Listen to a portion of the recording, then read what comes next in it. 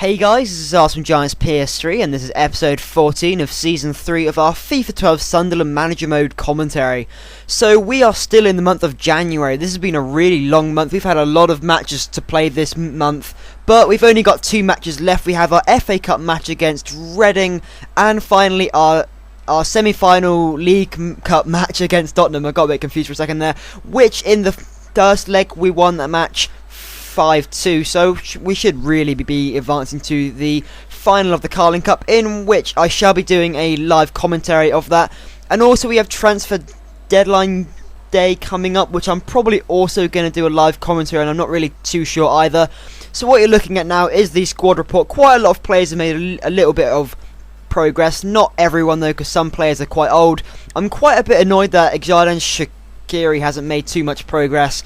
But then again, he hasn't really been playing that great for me. That's probably my own fault, really, because I've been playing him in the incorrect position. I don't really use him to his strength, so it's probably my own fault that he hasn't really progressed that much. But a lot of other players have, and some other players have not. So you guys voted for the goal of the episode. Last episode was the James Milner goal versus Tottenham.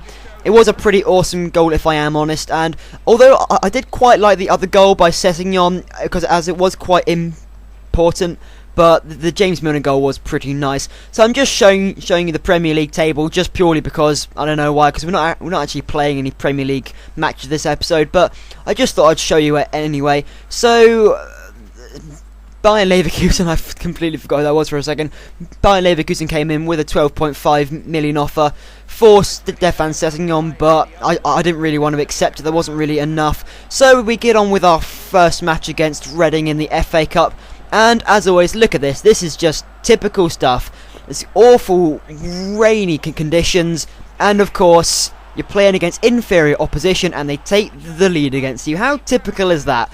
I do swear to God that inferior competition have some sort of handicap when playing against you. It is so frustrating. We have a couple of chances at Amir Cohen, but it always seems to be whenever you play against some crap team in the Carling Cup. I mean, I don't mean to offend anyone if they support Reading, but you know, they're not really the greatest team around, and whenever you play against them you just seem to play awfully. All your players just seem to be awful. I mean, look at there. I don't know what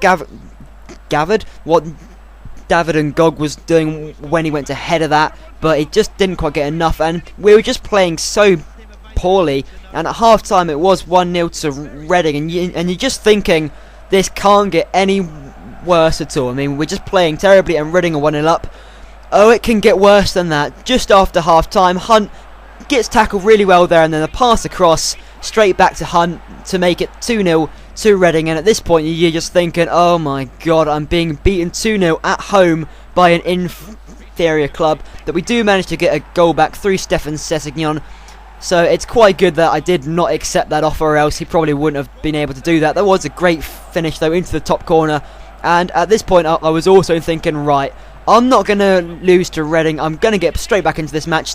And Sebastian Larsson has a shot. He's completely taken out by the defender. It is a penalty, and as Sebastian Larsson won the penalty, he's going to take it and manages to equalise.